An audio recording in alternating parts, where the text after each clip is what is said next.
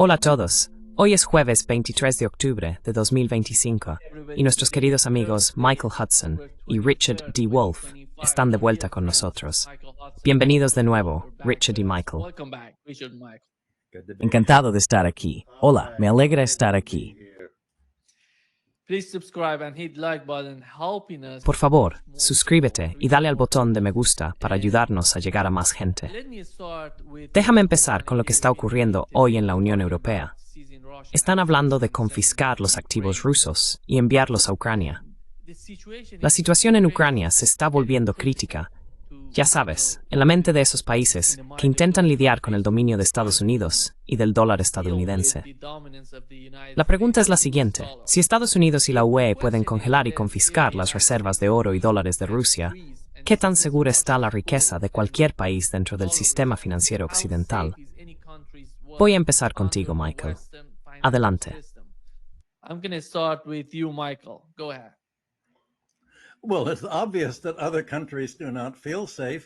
Bueno, es evidente que otros países no se sienten seguros. Por eso están comprando oro. Creo que el aumento de los precios del oro y de las reservas de oro de los bancos centrales refleja la incapacidad hasta ahora de la mayoría global, China, Rusia y otros países, para crear un vehículo alternativo donde mantener sus ahorros internacionales. En este momento esos ahorros se mantienen en Londres o Nueva York, con activos de los bancos centrales prestados a los bancos centrales de Inglaterra y Estados Unidos, mediante la inversión en valores del Tesoro estadounidense bajo el patrón dólar o en monedas europeas.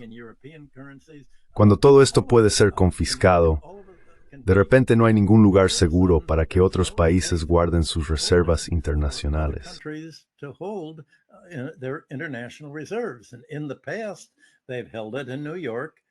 En el pasado lo mantenían en Nueva York, en parte en oro en Londres, porque allí estaban los mercados de divisas. El propósito de mantener reservas internacionales desde la Segunda Guerra Mundial ha sido gestionar el tipo de cambio, de modo que se pudiera estabilizar mediante préstamos y endeudamiento. Otros países, bajo las normas que Estados Unidos estableció en 1944 al crear el Fondo Monetario Internacional y el Banco Mundial, quedaron vinculados a toda esta intervención en los mercados mundiales de divisas a través del dólar, porque ese era el principal mercado en ese momento. Allí era donde tenían que operar. Pues bien, de repente, este vestigio de 1945 se ha vuelto inseguro y por tanto obsoleto.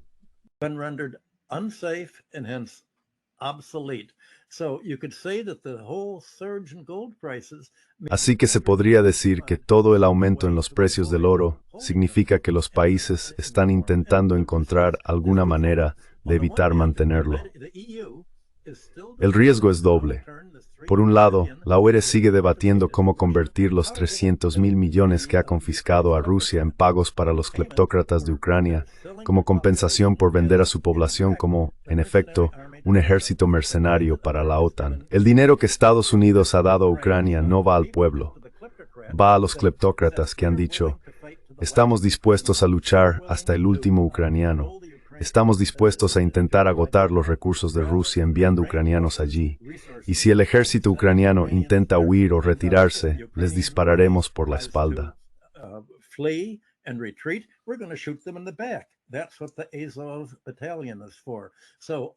Para eso está el batallón Azov. Así que todo este dinero no ha ido realmente a Ucrania, sino al grupo de Leópolis, al batallón Azov, en realidad a los neonazis que están al mando de Ucrania. Y los ucranianos son incapaces de hacer nada. Bueno, el problema no es solo, por tanto, con los países extranjeros que tratan con el Banco Central de Ucrania y el gobierno de Estados Unidos. Es todo el sistema judicial internacional el que, según la UE, se va a asegurar de que nunca tengan que pagar esos 300.000 millones de dólares, porque van a pedir billones de dólares en reparaciones por parte de Rusia por defender a la población rusoparlante de Ucrania en Lugansk, Donetsk y ahora Odessa, que han dicho que quieren formar parte de Rusia.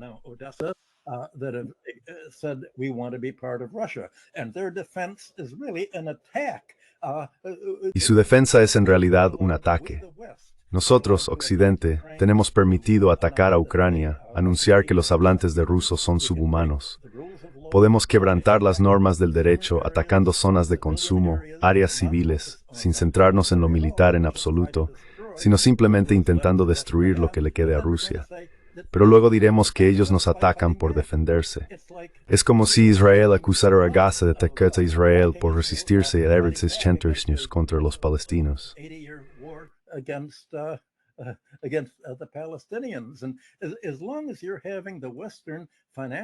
Y mientras exista el sistema financiero occidental respaldado por un sistema judicial, que al igual que el Fondo Monetario Internacional y la UE, actúa como un brazo de la OTAN, el resto del mundo intenta desvincularse.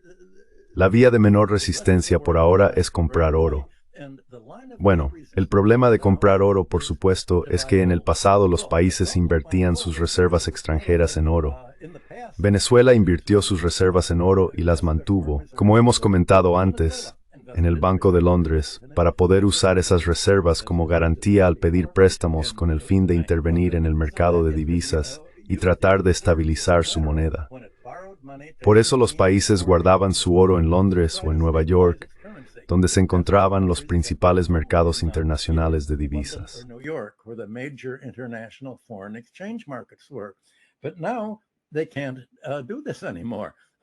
Pero ahora ya no pueden hacer esto. El Banco de Inglaterra se quedó con el oro de Venezuela y parece que Estados Unidos se ha quedado con el oro de Alemania. Y Alemania es un aliado. Hace unos años, Alemania pidió que se le devolvieran sus reservas de oro desde Nueva York, desde el sótano de la Reserva Federal de Nueva York, a Alemania, para que su propio Banco Central las custodiara. Estados Unidos dijo, bueno, ya sabes, este oro pesa mucho, vamos a tener que buscar aviones para transportarlo. Y eso fue lo último que se supo públicamente.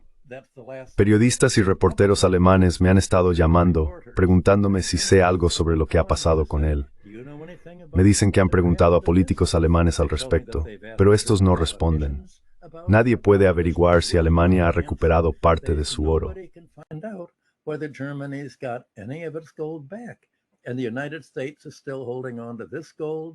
Y Estados Unidos sigue conservando este oro, junto con el resto del oro de Europa. Así que tener oro solo tiene sentido si lo guardas en tu propio banco central, donde la única forma de que te lo quiten es si la OTAN invade tu país, toma el control del gobierno y vacía tus reservas de oro, como hicieron en Libia y en otros países de Oriente Medio. Así que el verdadero problema al que se enfrentan, el problema del oro, es cómo ir más allá del oro como alternativa. Bueno, la otra vía de menor resistencia de la que han hablado son los intercambios de divisas. Mantendremos las monedas de los demás entre la mayoría global. Pero el problema de mantener divisas es que sus valores suben y bajan.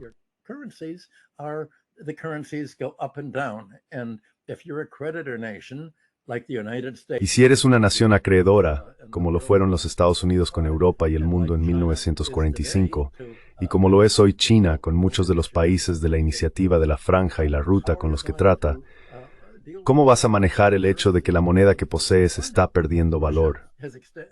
Rusia ha acumulado enormes reservas de rupias indias que han ido perdiendo valor. Y en los últimos días, la administración Trump fue a Argentina y dijo, sabemos que vosotros, los australianos, habéis estado tratando mucho con China. Tenéis un acuerdo de intercambio de divisas y les debéis mucho dinero. Pero estos 40.000 millones de dólares que os damos son para sostener el peso, el tiempo suficiente para que Milei sea reelegido la próxima semana. A cambio de esto, no os desconectaremos.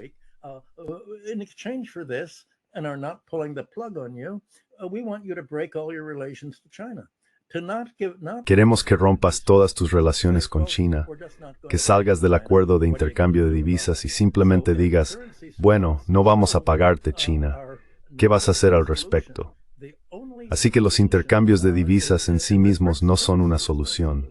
La única solución en la moneda de los BRICS es que no hay solución, porque para que los BRICS creen una moneda común entre sus países, tendrían que hacer algo parecido a que Estados Unidos creara un banco central en el que todos los estados y políticos estadounidenses estuvieran conectados. En el caso de la UME, todos los países tuvieron que crear una unión política. Porque si tienes tu propia moneda, ¿quién va a recibir esa moneda? ¿Cómo se distribuirá? ¿Y cómo pagarán los distintos países?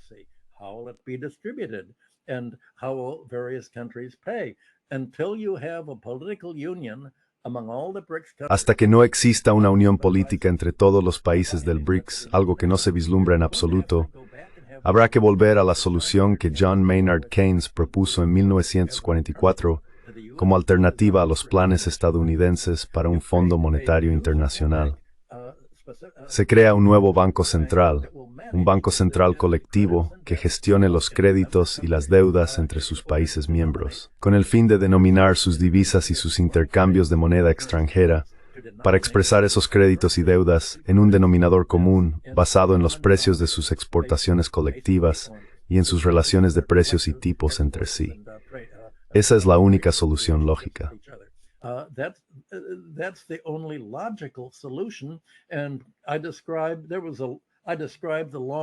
Y describí el largo debate sobre este tema en mi libro Superimperialismo. Hizo falta mucha maniobra política para que Keynes llegara a esa propuesta. Y por supuesto, Estados Unidos dijo, no queremos que otros países tengan ningún medio de liquidación entre ellos. Cualquier liquidación entre un país y otro tiene que pasar por Washington y por el dólar estadounidense. Y otros países, en primer lugar el Reino Unido, se rindió ante esto, y el resultado fue la pérdida del Imperio Británico. Sus reservas de divisas, sus colonias y los países que utilizaban la libra fueron transferidos a Estados Unidos hacia 1950.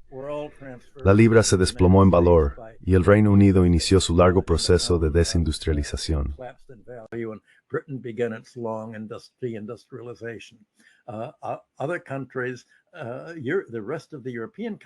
Otros países, el resto de los países europeos, una vez que Gran Bretaña se rindió, no tuvieron más remedio que aceptarlo.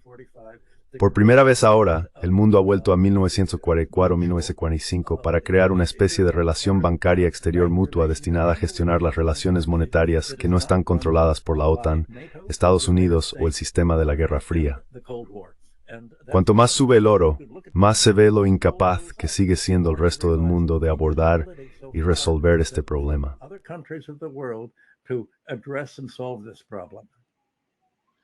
Richard, adelante. Sí, déjame poner esto en contexto, pero también para asustarte. La misma lógica que lleva a los europeos a mirar con alegría esos 300.000 millones como una forma de hacer que su propia gente crea que el horrible error que cometieron al involucrarse en una guerra como esta y el enorme daño que la guerra ha causado a su economía puede de algún modo compensarse haciendo que otro pague. De eso se trata realmente. No es suficiente dinero para cambiar la estructura básica de lo que está ocurriendo. Suena como una cantidad enorme y es una gran suma de dinero, pero no basta para alterar la situación fundamental. Segundo, déjame asustarte. China tiene, la última vez que lo comprobé, unos 750.000 millones de dólares en bonos del Tesoro de Sallow News.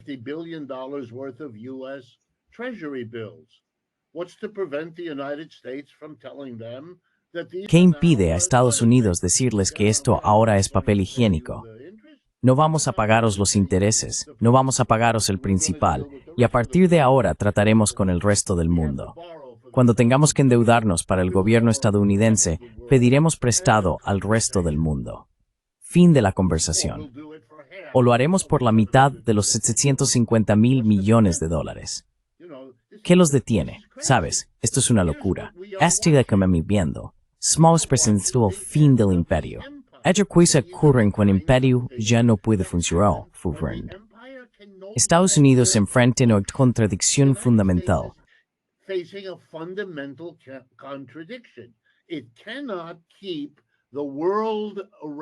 No puede mantener los acuerdos mundiales del periodo posterior al 45, luchar contra Rusia y China, participar en una guerra en Ucrania y, ya sabes, prepararse para quitarle el petróleo a Venezuela.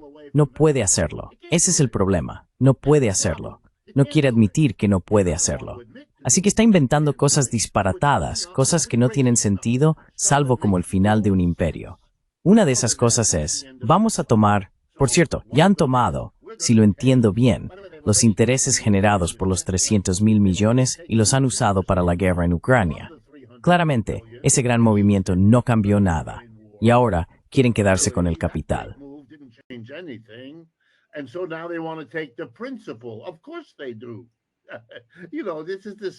Por supuesto que sí. Ya sabes, es el mismo juego. ¿Y qué hace? Todo lo que Michael acaba de decir, y una docena de cosas más. Todo el mundo se pregunta ahora dónde guardar su dinero, porque el imperio, el emperador, ya no está en condiciones de hacerlo. Estados Unidos le había dicho al mundo, podéis guardar vuestro dinero aquí, porque somos el lugar más seguro para que cualquiera mantenga cualquier tipo de riqueza. Somos los que menos la grabaremos. Somos los que menos la amenazaremos. Ni siquiera tenemos un partido socialista o comunista digno de ese nombre, en términos de poder político. Así que no tenéis que preocuparos por eso. Tenemos una fuerza laboral dócil y desorganizada.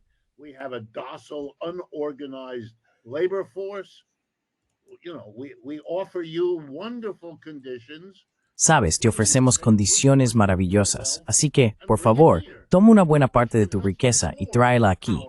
Eso nos da aún más poder como imperio para ofrecerte esas garantías. De hecho, al ubicar tu riqueza aquí, estás financiando nuestra capacidad de garantizar esa riqueza. Eso es lo que es un imperio. Eso es lo que hace un imperio. Eso fue lo que hicieron los británicos en el siglo pasado, y ahora ya no pueden hacerlo. Permíteme darte lo que quizá no hayas visto como otra señal. Ahora estamos ejecutando personas en barcos a ambos lados del hemisferio occidental. Lo hicimos durante un tiempo en el Caribe con los venezolanos y los caribeños, y ahora, según supe en los últimos 2 días, hemos ido al lado del Océano Pacífico y lo hemos hecho de nuevo.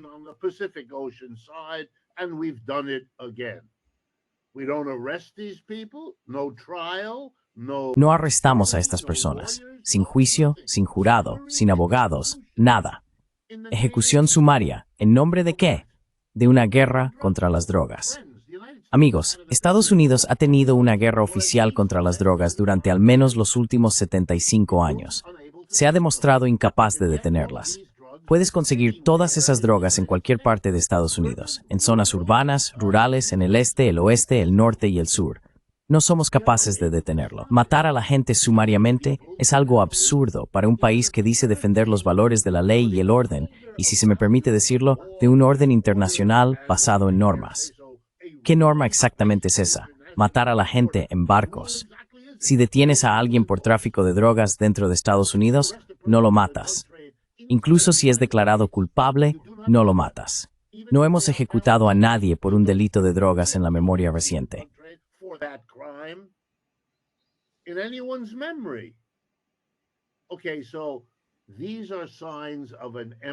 De acuerdo, estos son signos de un imperio que no puede funcionar. Por supuesto que la gente está recurriendo al oro. Es una de esas cosas que, aunque no creo que sea lo correcto, eso es otro asunto, la gente considera más segura que las demás alternativas. Lo que espero es que la gente se centre no en si es más seguro o no. En mi opinión, no lo es, pero podemos discrepar en eso. Lo importante es que están huyendo de lo que ahora es claramente, aunque no se atrevan a decirlo, una ruptura en el comportamiento de un imperio para los europeos. Mira, incluso han tenido un debate entre ellos sobre ello. Sus abogados les están diciendo, estáis dando un paso increíble aquí. ¿Estáis seguros de que no perjudicará a Europa haber sido quien lo hiciera?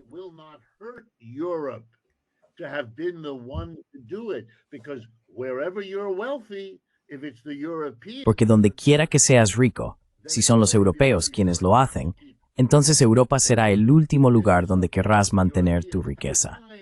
Y esto está ocurriendo en un momento en que todos admiten que sus economías atraviesan serios problemas, sobre todo la británica, la francesa y la alemana, las 3 principales de esa parte del mundo. ¿De verdad quieres perjudicar tu posición como lugar para conservar la riqueza cuando ahí es donde se ha concentrado de forma desproporcionada durante los últimos 500 años? Este es el fin del Imperio Occidental. Último punto antes de que vuelvas.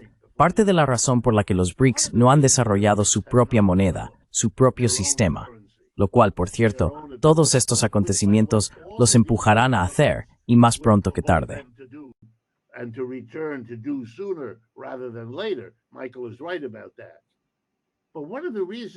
Michael tiene razón en eso. Una de las razones por las que no lo han hecho, debemos tenerlo en cuenta, es porque estos son puntos importantes que se están debatiendo dentro de China. El espectacular crecimiento de China durante los últimos 35 años dependió, en parte, del imperio del dólar. Fue en ese contexto donde los chinos encontraron la manera de crecer más rápido que Estados Unidos, convirtiéndose en el núcleo manufacturero de la economía mundial. Así que, con razón, están preocupados. No hagas la transición hasta estar muy seguro de que los beneficios de hacerlo superarán los costes inevitables de renunciar a algo que te ha funcionado tan bien.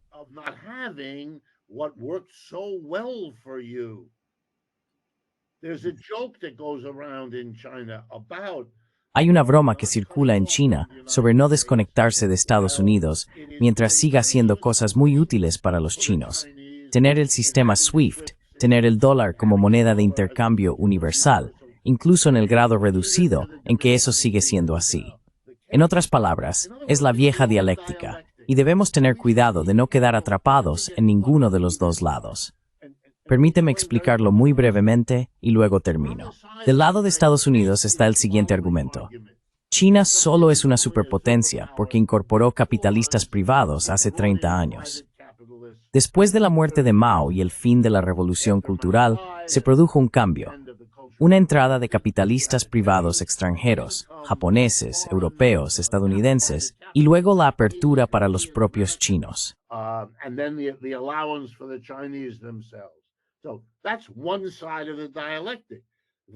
Así que ese es un lado de la dialéctica. Eso ocurrió sin duda, y fue muy importante para el crecimiento de China, sin duda.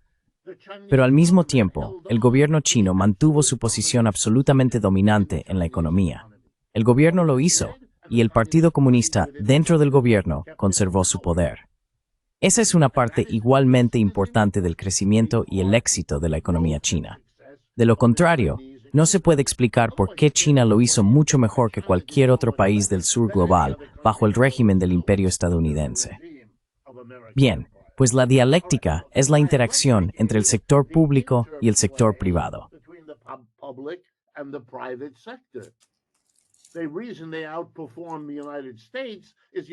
La razón por la que superaron a Estados Unidos es que Estados Unidos no entiende la dialéctica y está tan atrapado en su propia ideología que impide al gobierno hacer todo tipo de cosas que necesita que el gobierno haga. Los chinos no tienen ese problema y los estadounidenses no pueden verlo. Así que el proceso dialéctico ha cambiado ahora y le está costando al occidente cada día. La guerra en Ucrania es una metáfora perfecta. A pesar de todo, cada escalada, incluidas las nuevas sanciones a las compañías petroleras anunciadas en las últimas 24 horas, los F-16, los tanques Abrams, los distintos misiles, el sistema Patriot, los HIMARS, nada de eso funcionó.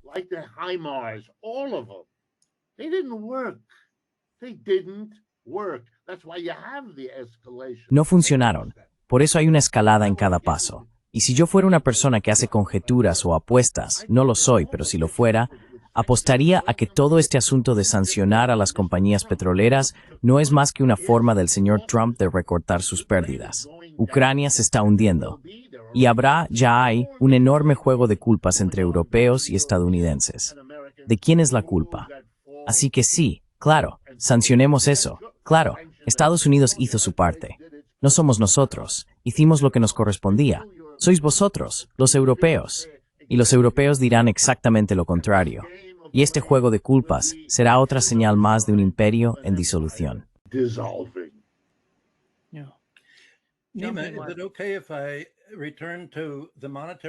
¿Está bien si vuelvo al tema monetario?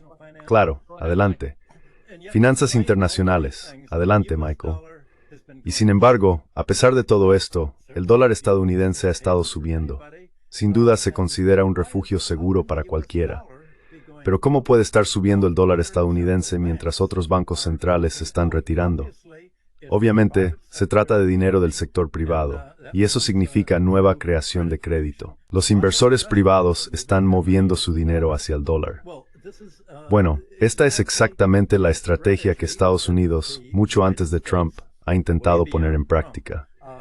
Es la estrategia detrás de que Trump diga, Japón tiene que pagarnos 350.000 millones de dólares o arruinaremos su economía bloqueando su comercio con Estados Unidos.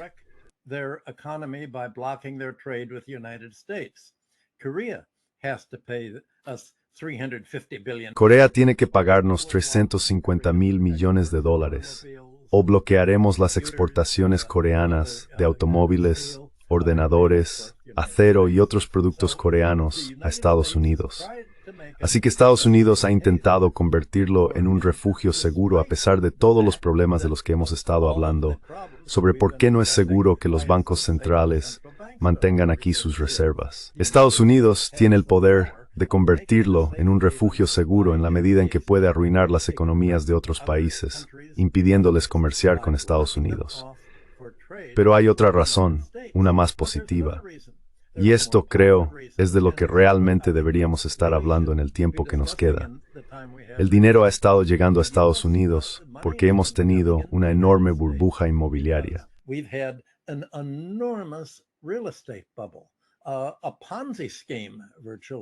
Básicamente, se ha financiado un esquema Ponzi.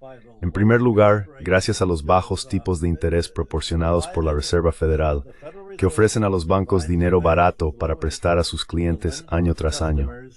Bien, ¿para qué prestan realmente los bancos centrales y los bancos comerciales? No prestan para bienes y servicios. No prestan para que la gente compre bienes de consumo. Así que el efecto del crédito de los bancos centrales no recae en los precios de las materias primas.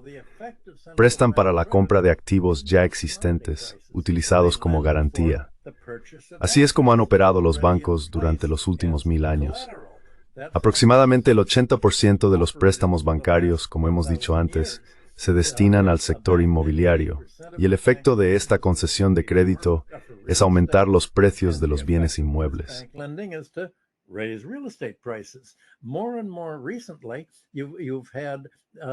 Cada vez más recientemente, los bancos han prestado una cantidad enorme de dinero que, combinada con las políticas de la administración Trump, ha creado una enorme burbuja en el mercado bursátil.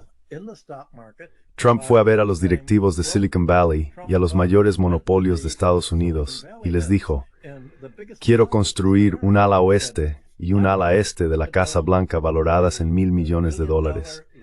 Quiero hacerla más grande que la propia Casa Blanca y pondré oro allí, el salón de baile de Trump, para que la gente mire mi nombre y a mí en lugar de la Casa Blanca. Eso va a costar quizá $250,000 millones. Quiero que cada uno de vosotros me dé 25,000 millones y a cambio prometo que no impondré sanciones ni leyes antimonopolio contra Silicon Valley, la industria petrolera o cualquiera de los otros monopolios.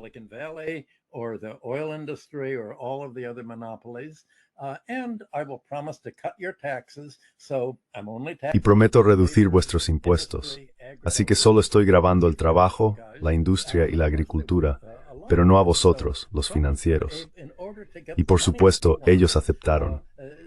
Así que Trump ha conseguido, para obtener el dinero que quiere, que otras personas contribuyan a su economía y a su campaña política, que compren su criptomoneda para hacerse miles de millones de dólares para sí mismo. Bueno, podéis contribuir a mi campaña comprando mi criptomoneda y eso la hará subir. Podéis contribuir a mi salón de baile para hacer mi nombre inmortal.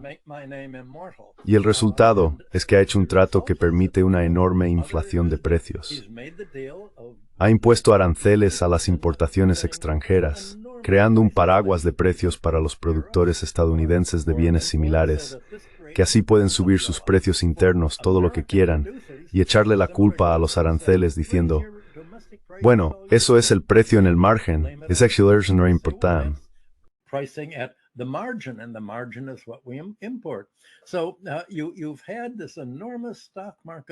Así que hemos tenido esta enorme burbuja del mercado bursátil. Y es un esquema Ponzi. Porque un esquema Ponzi es cuando la economía pide tanto dinero prestado solo para intentar llegar a fin de mes si eres un asalariado, o para mantenerse al día con las deudas si eres un gestor financiero corporativo, que terminas prestando dinero a los clientes para que puedan pagar. Hay muchos propietarios de viviendas que de repente están descubriendo que, como resultado del calentamiento global y del mal tiempo, se están produciendo inundaciones masivas. El seguro que tienen que pagar por sus casas ha subido tanto que no pueden permitirse pagar la hipoteca, cubrir sus gastos de vida y afrontar este aumento del seguro. Así que de repente la vivienda en Miami, en todo Florida y en los estados del oeste, zonas afectadas por huracanes y tornados, se ha vuelto inasequible.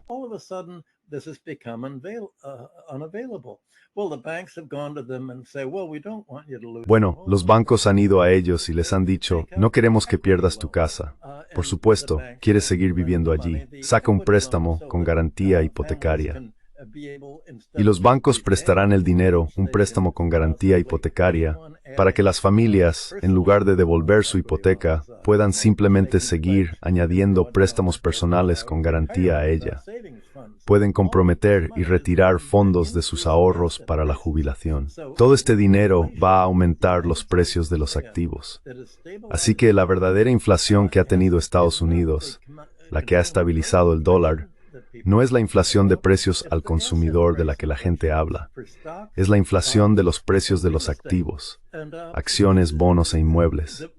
Y muchos de los bancos hoy han prestado a otros bancos y a compradores de automóviles.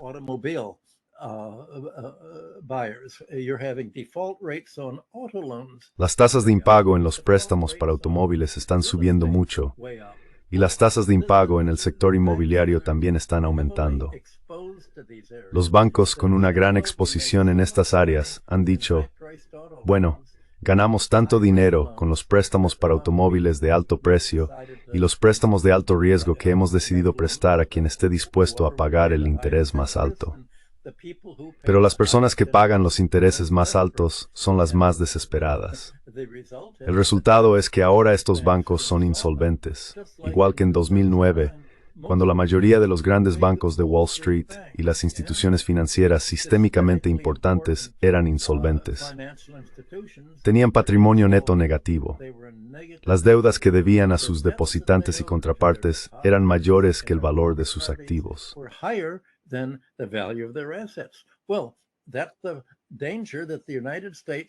Bueno, ese es el peligro en el que Estados Unidos está cayendo hoy. Y por eso tantos inversores profesionales, desde luego los que yo conozco, dicen que no pueden explicar por qué el mercado bursátil sigue subiendo. Hay mayores beneficios, y todo eso es cierto, pero toda la economía está siendo vaciada por la deuda. Toda creación de dinero es creación de deuda, porque es creación de crédito. El dinero es una forma de crédito. Y la cuestión es que, si ese crédito se utiliza para ayudar a la gente a pagar sus deudas, o para asumir nuevas deudas con las que comprar acciones, bonos e inmuebles que creen que subirán, entonces, en algún momento, toda esa deuda se vuelve cada vez más frágil y tiene que colapsar. Eso es lo que Hyman Minsky llamó la fase Ponzi del ciclo de inestabilidad financiera.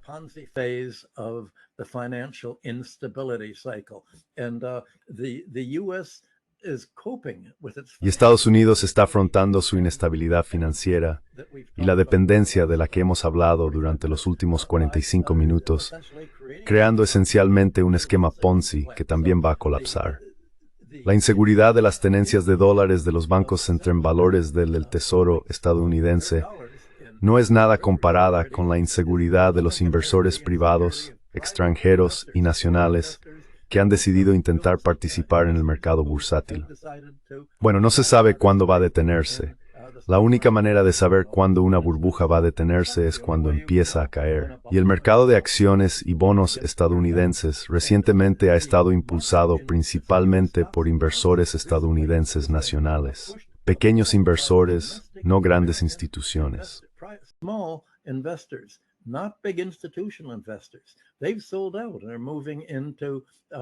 Han vendido y se están pasando a bonos del Tesoro a largo plazo, de 10 a 30 años, no a corto plazo. Quieren asegurar las ganancias mientras aún pueden. Son los pequeños inversores quienes han hecho esto porque de algún modo imaginan que no hay realmente un auge hasta más tarde, cuando ya casi ha terminado. Y los pequeños inversores y también los inversores canadienses, hice un estudio sobre la inversión extranjera en los mercados de acciones y bonos. Los inversores canadienses no suelen comprar acciones hasta que alcanzan su punto máximo. piensan, vale, ahora vemos la tendencia, ahora compraremos, luego baja mucho, y finalmente cuando se acerca al fondo dicen, vale, venderemos, parece que es una tendencia, y entonces vuelve a subir. Pues bien, eso es lo que hacen también los pequeños inversores en Estados Unidos.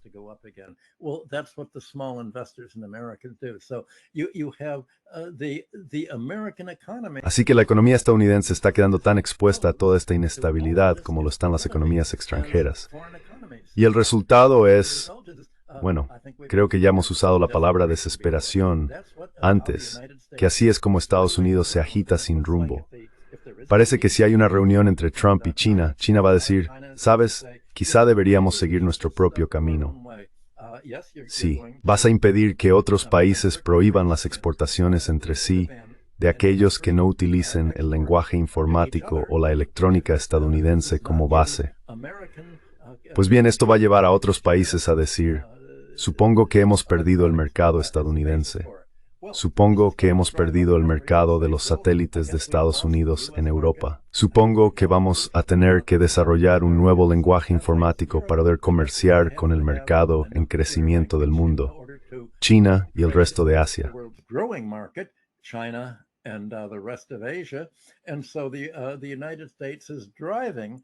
Así que Estados Unidos está impulsando estas nuevas sanciones que el equipo de Trump ha estado describiendo en el último día o dos, y van a empujar a otros países hacia una ruptura total con Estados Unidos. Bueno, si hay una ruptura con Estados Unidos, no es solo una ruptura en el comercio estadounidense, es una ruptura en sus inversiones mutuas, en los préstamos y créditos que tienen entre sí. Cada país se quedará con lo que tenga. Será una hoja en blanco. Nadie va a pagar ninguna de las deudas entre ellos. China se quedará con las inversiones estadounidenses allí, Estados Unidos se quedará con las inversiones de China y Rusia aquí. Y hacia ahí se dirige la administración Trump porque realmente cree que otros países no pueden permitirse perder el mercado estadounidense.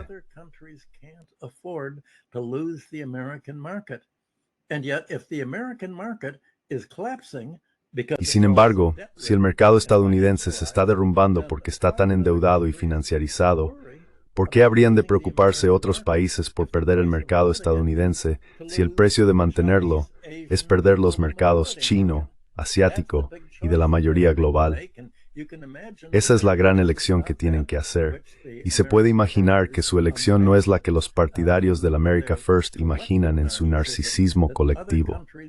Que otros países no pueden sobrevivir sin el liderazgo y el control de Estados Unidos, al precio de absorber todo su excedente internacional para nosotros, los estadounidenses, en lugar de para ellos mismos. Ese es el punto ciego de esta política estadounidense autodestructiva que, como dijo Richard al final, está impulsando a otros países a crear su propia alternativa como una cuestión económica de vida o muerte. Richard. Última hora. Hemos sabido por informes del Wall Street Journal que el presidente Trump ha indultado.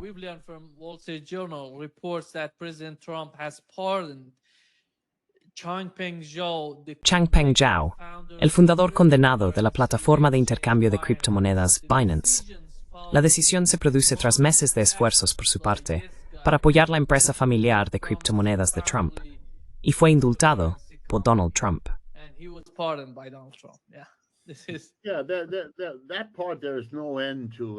Sí, esa parte no tiene fin. Y para mí, por cierto, eso es otra señal de un imperio en decadencia.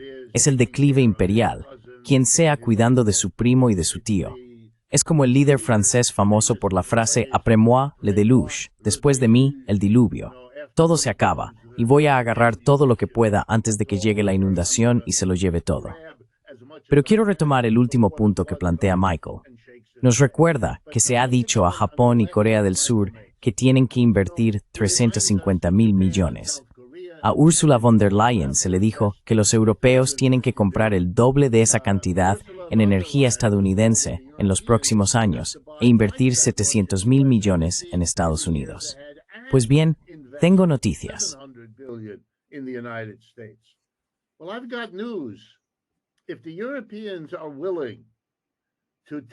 Si los europeos están dispuestos a aceptar el dinero de Europa, entonces puedo asegurarle que antes de que caigan, acudirán a Estados Unidos. sea o no el señor Trump presidente, y dirán, antes verás nevar en el infierno que ver algo de ese dinero. Ustedes nos hicieron una exigencia y les dijimos que se lo daríamos. Pero el mundo ha cambiado. Ya sabe, como cuando les dijimos a los rusos que era seguro mantener su dinero en Londres o en Europa Occidental, y bueno, las condiciones han cambiado. De eso estamos hablando. Ya no hay garantías. Hay una pequeña corrección. El dólar no ha subido. Si se observa el dólar desde que el señor Trump asumió la presidencia en enero hasta hoy, su valor ha bajado significativamente, al menos frente al euro y también frente a bastantes otras divisas. Creo que el análisis de Michael se mantiene.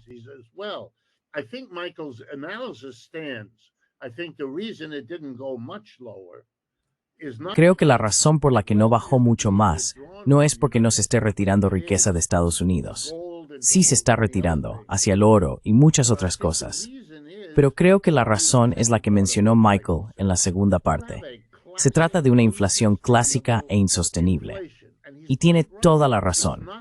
No es la inflación de bienes y servicios que han mantenido bajo control, pero el precio de mantener eso bajo control es una inflación descontrolada en los mercados de activos y sobre todo en el inmobiliario y el bursátil.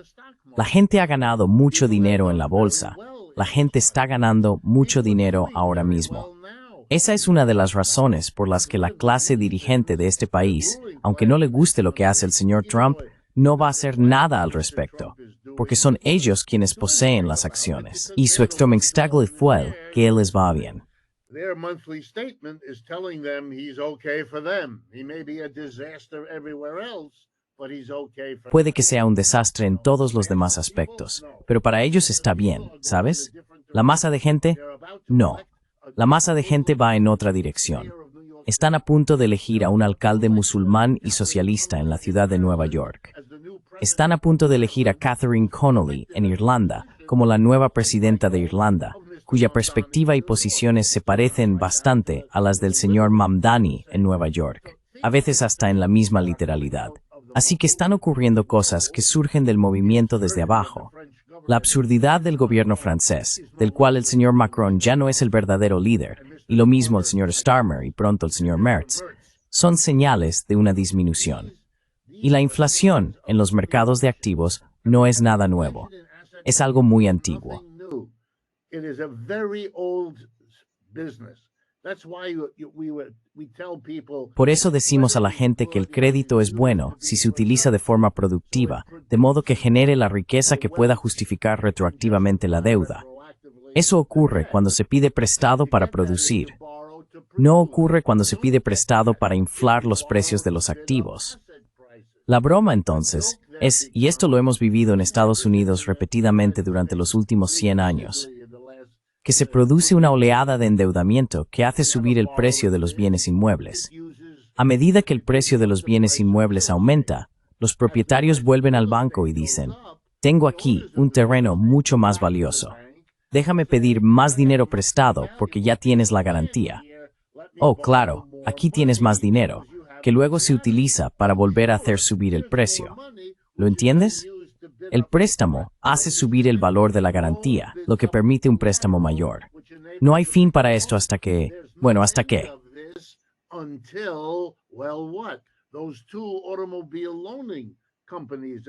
Esas dos compañías de préstamos para automóviles colapsaron en las últimas 2 o 3 semanas. Y fíjate, no solo en que colapsaron, sino en que la noticia inmediata fue extraordinaria. Literalmente como lo que ocurrió al comienzo del colapso de las hipotecas subprime en 2007 y 2008. Hay un intenso debate entre un pequeño grupo que dice, uy, esto podría ser el inicio del colapso, frente a un ejército de comentaristas que responde, no, esta vez es diferente, no te alarmes. Eso es exactamente lo que ocurre cada vez. Y por cierto, a veces uno de los dos tiene razón, y otras veces el otro. Lo importante es ver lo que estamos viendo. Cualquiera de una docena de fenómenos podría hacer que todo esto se viniera abajo. Si los rusos terminan en Ucrania, la batalla de la ciudad de Pokrovsk, que ahora está en curso, eso sería básicamente el final de esta guerra.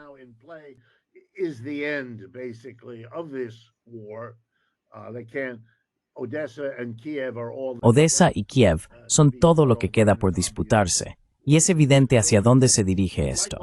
Del mismo modo, es obvio para quienes observan que las sanciones contra esas dos compañías petroleras son un acto simbólico.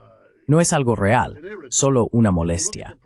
Si se observa el precio del petróleo, que se supone que las sanciones deben hacer bajar, el precio del petróleo ha estado descendiendo desde el inicio de la guerra en Ucrania.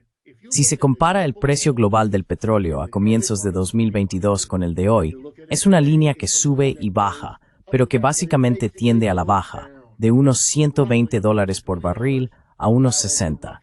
Es una reducción enorme y no ha frenado a los rusos en absoluto, ¿verdad? Así que tenemos sanciones y una caída global del precio del petróleo.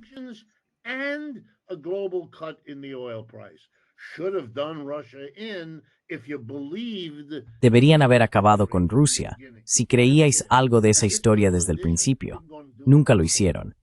Y esta pequeña adición tampoco lo va a lograr. La broma de hoy.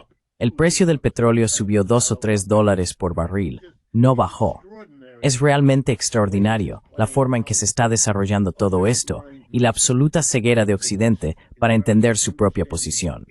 Nadie sabe cuánto tardarán los BRICS y los chinos en desarrollar su propio equivalente. Pero creo que si tuviera que elegir lo más importante que nos dijo Michael, es su reconocimiento, mientras desarrollaba la lógica de su propio argumento hace un momento, de que el resultado final es que Estados Unidos está construyendo un muro a su alrededor.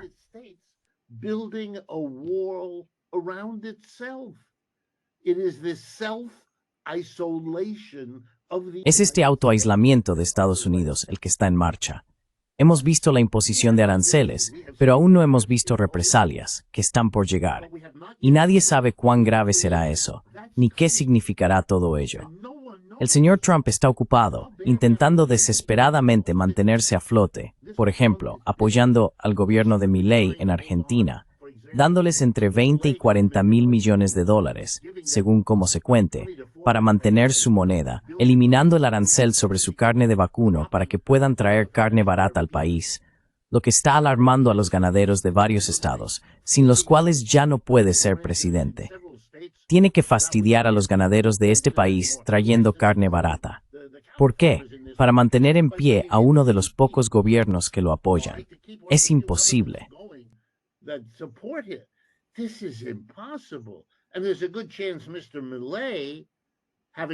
Y hay muchas probabilidades de que el señor Milei, habiendo recibido este soborno total del pueblo de su país, esté siendo presionado para que voten por él, o de lo contrario, perderán todos esos beneficios. Así que hablemos de interferir en las elecciones de otros. Recordemos que eso fue el Russiagate, y estábamos muy molestos por ello. Pero eso no fue nada comparado con toda la operación de Biden aquí, abiertamente, públicamente, con una amenaza. No recibes el dinero, no obtienes las exportaciones de carne, a menos que consigamos la reelección de este candidato en particular, que según las encuestas en Argentina, es como el señor Macron y el señor Starmer, odiado, no querido. Excepto por la extrema derecha allí, que es demasiado pequeña para mantenerlo a flote. Así que, para mí, una vez más, son señales de un imperio decrépito y desesperado que tiene dificultades para mantenerse.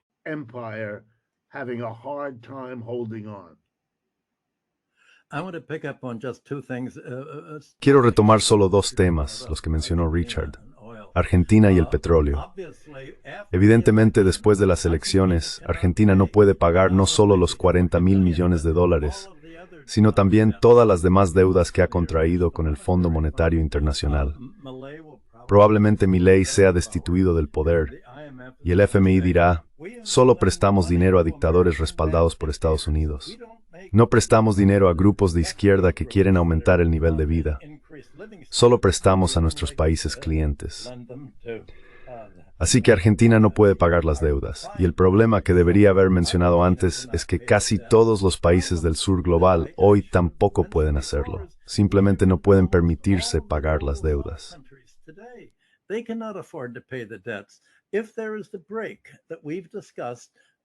Si se produce la ruptura de la que hemos estado hablando hoy, los países del sur global no podrán pagar sus deudas externas en dólares, no solo con Estados Unidos y las instituciones oficiales como el FMI, sino también con los tenedores de bonos. Muchos bancos van a estar muy expuestos a este tipo de ruptura. Y una disrupción de la magnitud que hemos comentado, una ruptura en el comercio y los pagos internacionales entre Occidente y la mayoría global, puede haber numerosas quiebras bancarias. Además, Richard tenía toda la razón respecto al petróleo. No mencioné que los países más expuestos de todos son Arabia Saudí y los demás exportadores de petróleo de Oriente Medio.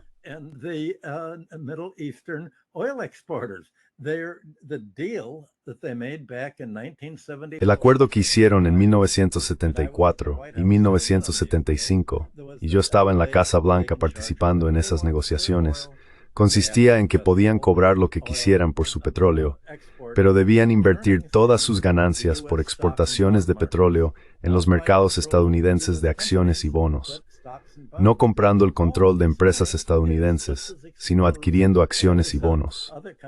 Todo ese dinero está tan expuesto como el de otros países, y creo que esto explica por qué los precios del petróleo han estado bajando. Los estadounidenses han presionado a los países de la OPEP. Debéis reducir los precios del petróleo porque queremos estrangular los ingresos en divisas de Rusia, que proceden en gran medida de sus exportaciones de petróleo y gas. Los estadounidenses piensan en Rusia como una gasolinera con bombas atómicas, sin darse cuenta de que Rusia ahora también exporta productos agrícolas y toda clase de bienes, además del petróleo y el gas.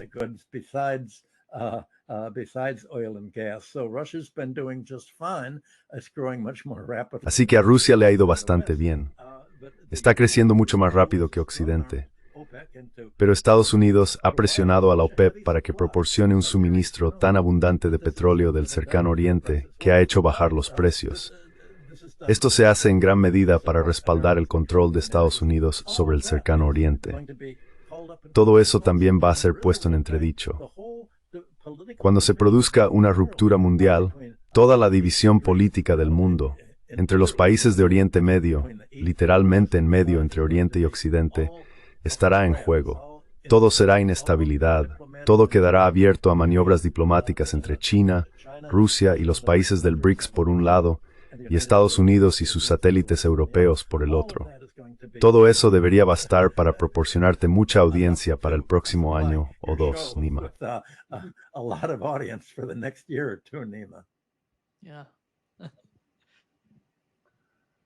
Sí, muchas gracias. Richard, ¿quieres añadir algo antes de que terminemos? No, quiero disculparme con la gente. No pretendo insistir en exceso con este discurso sobre la desesperación y un imperio en declive, pero también quiero justificar por qué sigo volviendo a ello, porque es el contexto lo que a menudo falta en estas discusiones.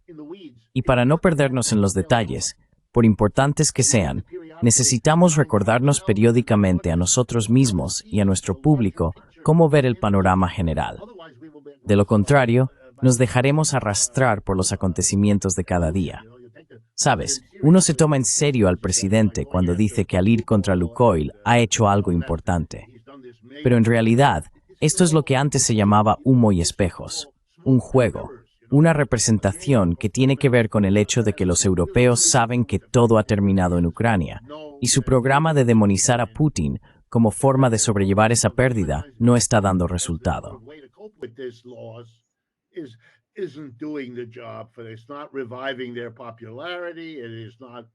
No está reavivando su popularidad, no está recuperando su economía, no está exprimiendo más apoyo de Estados Unidos. Nada de eso, absolutamente nada. Y por eso están desesperados. Realmente no saben a dónde acudir. Y créeme, hay gente, debe de haberla. Quizá me equivoque, Michael conoce este tema mejor que yo. Pero debe de haber personas en la Casa Blanca con suficiente conocimiento de historia económica en la cabeza como para poder decirle al señor Trump y a quienes le asesoran cuáles son los riesgos para el mercado bursátil. Incluso la prensa financiera está llena de artículos hoy, ayer, la semana pasada, preguntándose si el mercado de valores sobrevalorado va a estallar en cualquier momento. is going to blow at any section. It's not just, left-wingers like Mike. No se trata solo de gente de izquierdas como Michael y yo. La gente debería entender que esto es una preocupación generalizada. Cuando decimos que la gente se está refugiando en el oro por seguridad, eso es lo que está ocurriendo. Están abandonando el mercado bursátil. Aún no lo suficiente como para compensar el aumento incorporado del endeudamiento y la inflación de los activos. Y la inflación que no se ve en el supermercado es porque sí se ve en el mercado bursátil. Cuidado, si se detiene en el mercado bursátil, podría dispararse realmente en el mercado de bienes. Y entonces, ¿dónde quedará la mayoría de los estadounidenses?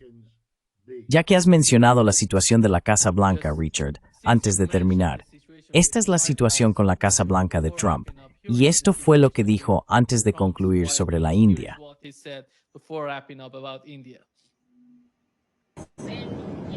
Y ya sabes, incluso mencionaste que habías tenido una llamada telefónica reciente con el primer ministro Modi y que Modi había dicho que su país dejaría de comprar petróleo ruso. Sí, va a dejar de comprarlo, pero India dijo que no estaba al tanto de eso. Y bueno, entonces simplemente seguirán pagando muchos aranceles. ¿Tuviste la llamada telefónica? Si dijeron eso, no creo que lo hayan dicho, no. Hablé con el primer ministro Modi de la India y me dijo que no va a hacer lo del petróleo ruso. Nen. ¿Pero por qué diría la India que no lo va a hacer? No lo sé, pero si quieren decir eso, entonces seguirán enfrentándose a aranceles masivos. Y no quieren eso. Es hecho impoveriscimiento coes. It's cat and he would en eso. Yeah, and he's going to threaten the whole world with tariffs. Sí, y va a amenazar al mundo entero con aranceles. Esa es su respuesta, la mitad del tiempo. Y con sus ayudantes, es la respuesta todo el tiempo. ¿Sabes? Esto me recuerda a una imagen famosa. Dos tipos con gabardinas entrando en una tintorería en alguna zona urbana de Estados Unidos, diciéndole al pequeño dueño del local, venimos a recoger nuestra cuota semanal de protección de $200. Y el dueño los mira y dice, ¿de qué estáis hablando? Y en el chat estaban extepithrain. Los dos sonríen de no sos. Tienes que pagar por el colaboraño. You have to pay so we don't hurt you. It's really what Michael said a little bit earlier. You have to pay. Es realmente lo que Michael dijo un poco antes. Tienes que pagar, o si no, te haremos daño. Goldman Sachs publicó esto la semana pasada. Su estimación de cuáles son los aranceles reales que se han impuesto hasta ahora bajo el régimen de Trump y qué parte de ellos ha sido absorbida por las empresas, qué parte se ha trasladado a los consumidores y qué parte ha perjudicado a los exportadores originales. Aquí vamos. Los exportadores han perdido menos del 10%.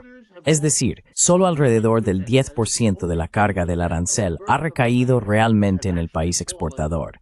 El 61% ha recaído, si recuerdo bien las cifras, en las empresas estadounidenses y el resto en los consumidores estadounidenses. And the remainder on American consumers. So American businesses and American consumers. Así que las empresas y los consumidores estadounidenses han sido golpeados por los aranceles. El resto del mundo, no tanto, ni de lejos tanto. Y eso es antes de que, como señalan correctamente los de Goldman, llegue la represalia que se está planificando, debatiendo y presentando con cautela en el resto del mundo. En ese momento, el equilibrio cambiará, y todo lo que podrán debatir entre ellos en Goldman será qué es peor para la economía estadounidense. El daño a los empresariales o el daño al bolsillo de consumidores. Vaya situación, contemplando el efecto de la liberación, como cuestionó Trump. Liberation, as Mr. Trump called it. Sí, muchas gracias Richard Bright de Michael. Un gran tuvo mempa. Adiós. Nos vemos.